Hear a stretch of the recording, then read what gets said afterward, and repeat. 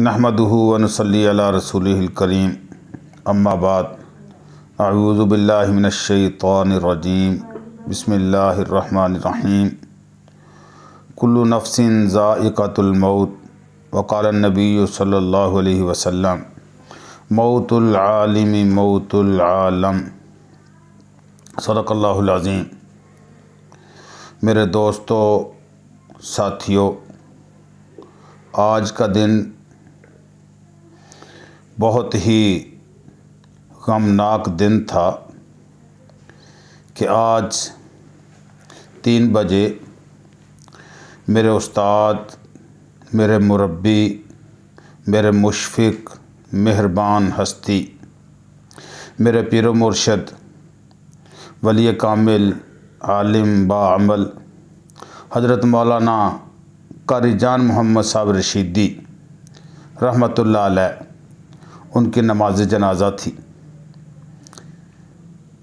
कभी बाज़ चीज़ें ऐसी होती हैं कि इंसान ने तसव्वुर भी उनका नहीं किया होता, लेकिन जब वो वक़ू पज़ीर होती हैं और कुदरत का फ़ैसला मानना पड़ता है तो फिर इंसान हैरत ज़दा रह जाता है कि यह क्या हो गया। कारी जान मोहम्मद रशीदी रहमतुल्लाह अलैह मेरे लिए इंतहाई काबिल एहतराम, मेरी ज़िंदगी के अंदर एक बहुत बड़ा किरदार, मेरे उस्ताद मोहतरम।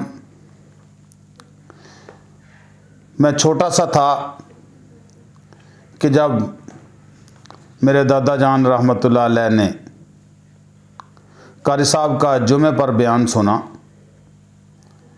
कारी साहब ने उसमें फ़ज़ाइल कुरान बयान किए थे।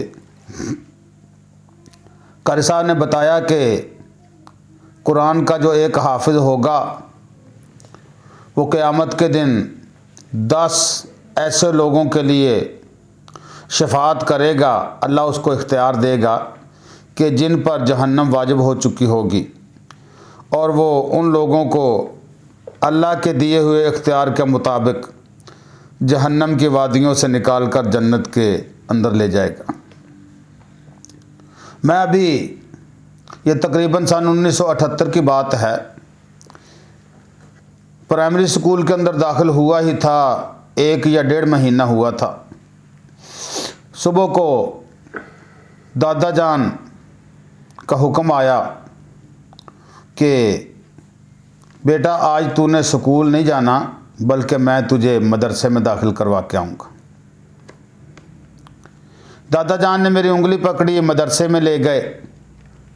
आगे मैंने देखा कि हज़रत मौलाना कारी जान मोहम्मद साहब रशीदी रहमतुल्लाह अलैह वहाँ पर बैठे थे, और उनसे जाकर मेरा हाथ उनके हाथ में पकड़ा कर कहने लगे कि कारी साहिब, वो जो कल आपने जुमे के खुतमे में बताया था ना कि एक हाफ़िज़ कुरान 10 लोगों के लिए शफ़ाअत करेगा, मेरे बेटे को वो हाफ़िज़ कुरान बना दो। कारी साहब ने कहा कि बहुत अच्छे, मुस्करा कर मुझे कबूल किया। अल्हम्दुलिल्लाह अल्हम्दुलिल्लाह। कारी साहब की इंतहाई शफ़क़तों के साए के नीचे मैंने तकरीबन 1.5-2 साल के अरसे में कुरान पाक मुकम्मल कर लिया। लेकिन मुझे याद है अब भी कि कारी साहब की हर वक़्त एक मुस्कराहट जो तुलबा की तरफ वो उछालते थे, तो वो एक खराज तहसीन होता था तुलबा के लिए कि बेटा आपने जो मेहनत की है, सबक याद किया है, मैं आपको तहसीन पेश करता हूँ। कारी जान मोहम्मद रशीदी रहमतुल्लाह अलैह अपने हालात ज़िंदगी भी कभी कभी उस वक़्त हमें बयान किया करते थे। फरमाया करते थे कि मैं जब छोटा सा था तो मेरे अब्बा जान ने छोटे होते ही, छोटी उम्र में ही कारी साहब यतीम हो गए थे। फरमाते हैं कि मेरे अब्बा जान ने मुझे गोद में उठाया हुआ था एक आदमी आया, उसने कहा कि चौधरी साहब बेटे का नाम क्या रखा। कारी साहब फरमाते हैं कि मेरे वालिद ने कहा कि बेटे का नाम है जान मोहम्मद। तो वो कहने लगा कि जी कोई और नाम रख लेते। फरमाया क्यों? तो कहने लगा कि मैं इसलिए कह रहा हूँ कि ये जो नाम आपने रखा है ना, ये आम तौर पर हमारा मुआशरा बिगाड़ का शिकार है, ये नाम को भी बिगाड़ देता है। तो ऐसा ना हो कि जान मोहम्मद को जाना जाना कहना शुरू कर दे।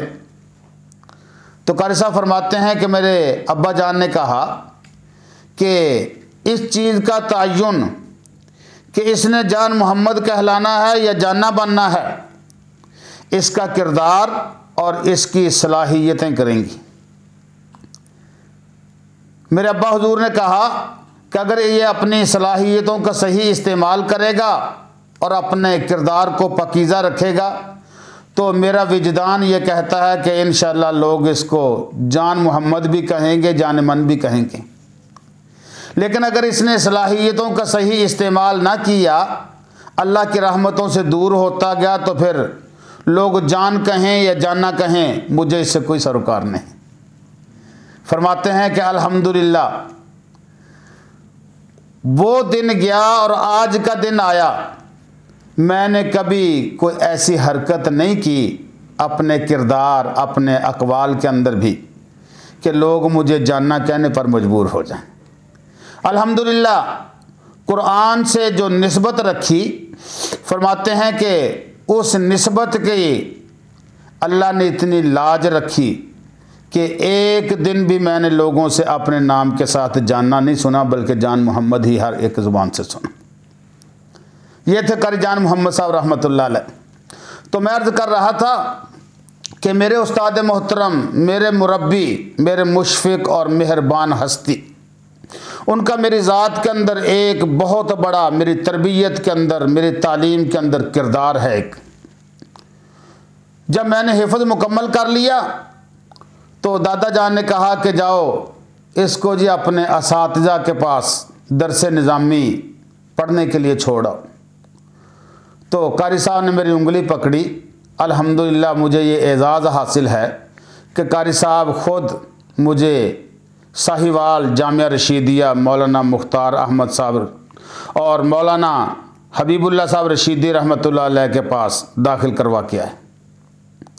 अल्हम्दुलिल्लाह कारी साहब ने वक्तन फ़वक्तन मेरी हर जगह पर रहनुमाई की। मैं जब भी 15वें दिन छुट्टी पे आता तो मुझसे बाकायदा प्रोग्रेस रिपोर्ट लेते कि बेटा कहाँ तक पढ़ा, कौन सी किताब पढ़ी, किस उस्ताद के पास है। ऐसे दिलचस्पी लेते जैसे एक बाप अपने बेटे की तालीमी कारकर्दगी देखकर खुश होता है, फिर खुश होते। कारी साहब से मेरा ताल्लुक़, मैंने कहा कि जब मैं दरस निज़ामी से फ़ारिग होके आया तो मुझे कहने लगे कि बेटा मेरा दिल करता है कि आपको अपने मुसल्ले पे खड़ा करके नमाज तरावी के अंदर वो अमानत जो मैंने 8 साल पहले आपके सुपुर्द की थी हिफ्ज़ कुरान की, मैं आपसे वो कुरान सुनूं। मैंने कहा उस्ताद जी इंशाअल्लाह आपके हुक्म पर अमल होगा। मैंने दिन रात एक किया, अल्हम्दुलिल्लाह। फिर मैंने नमाज तरावी के अंदर कारी साहब के सामने कुरान पाक सुनाया। तो मुझे याद है आज भी कि उस दिन कारी साहब की नज़रों के अंदर एक बड़ी चमक और दमक थी और फ़ख्रिया अंदाज में वो कह रहे थे कि आज मेरी की हुई मेहनत रंग लाई है अल्हम्दुलिल्लाह, और खुशी के आंसू उनकी आंखों से रवां दवा थे। मैं कह रहा था कि कारी जान मोहम्मद साहब रहमतुल्लाह अलैह बहुत ही नेक, पाकबाज, पाक तीनत और नेक नीयत इंसान थे। जब आए तो अकेले थे, गग्गो मंडी के अंदर जब तशरीफ़ लाए, लेकिन जब अब इस दुनिया से गए हैं तो माशाल्लाह काफ़िले उनके पीछे थे। लोगों ने वाक़तन उनको खिराज तहसीन इतनी बड़ी तादाद में के अंदर उनके जनाजे में शामिल होकर जो अदा किया है, मैं समझता हूँ कि वो वाक़यातन इस लायक थे। कारी जान मोहम्मद रोज़ रोज़ पैदा नहीं होते। शायर ने शायद इसीलिए कहा था ऐसे ही लोगों के लिए कि हज़ारों साल नरगस अपनी बेनूरी पे रोती है, हज़ारों साल नरगस अपनी बेनूरी पे रोती है, बड़ी मुश्किल से होता है चमन में दीदावर पैदा। और कारी साहब भी वाक़यातन मैं समझता हूँ कि कब्र के अंदर उनकी रूह आज ये कह रही होगी कि मैं कलियों को सीने का लहू दे के चला हूँ, मैं कलियों को सीने का लहू दे के चला हूँ, सदियों गुलशन की फ़िज़ा मुझे याद करेगी। और वाक़यातन कारी साहब का किरदार इतना उजला, इतना आला और इतना करीमाना और हलीमाना था कि वो जो किसी शायर ने कहा था ना कि ऐसे चलन चलो, ऐसे चलन चलो कि करें लोग आरज़ू, ऐसे रहा करो कि ज़माना मिसाल दे। मैं समझता हूँ कि आज दुनिया अपने बच्चों को मेरे उस्ताद मोहतरम की मिसालें दे देकर समझाने की कोशिश करेगी कि लोगों, अगर तुम किरदार अपना अच्छा रखोगे और अगर अपनी निस्बत अल्लाह के कुरान के साथ जोड़ोगे तो आज भी दुनिया तुम्हारी पीठ के पीछे तुम्हारी चुगलियाँ और तुम पर लानत भेजने की बजाय तुम्हारे किरदार को खिराज तहसीन पेश करेगी। दोस्तों, मेरे उस्ताद, मेरे मुरब्बी, मेरे मोहसिन, मेरा और उनका ताल्लुक़ ऐसा था कि वो अपने बेटों से बाज़ मर्तबा बढ़कर मुझे अपना बेटा समझते थे। कई मर्तबा ऐसा हुआ कि उनके मुंह से ये जुमला निकला कि जावेद भाई क्या कर रहे हो। मैंने एक दिन कहा कि उस्ताद जी, जावेद भाई या जावेद बेटा। तो फरमाने लगे कि जावेद, बाज़ मर्तबा जो अच्छे बेटे होते हैं उनको भाई कहने को भी दिल करता है, क्योंकि मेरी ज़िंदगी के अंदर भाई की कमी है, मेरा भाई कोई नहीं, इसलिए कभी कभी तेरे जैसे बेटों को भाई कह लेता हूँ। तो मैं समझता हूँ कि कारी जान मोहम्मद रहमतुल्लाह अलैह बहुत ही अच्छे आला दर्जे के पाए के उस्ताद, मुअल्लिम। उनके यहाँ हुजूर अलैहिस्सलातु वस्सलाम ने फरमाया था ना कि इन्नमा बुअस्तु मुअल्लिमन, कि मैं मुअल्लिम बनाकर भेजा गया हूँ। कारी साहब ने सारी उम्र अल्लाह के कुरान की तालीम दी है, लोगों के अंदर इल्म फैलाया है और इल्म के साथ हिल्म भी फैलाया है।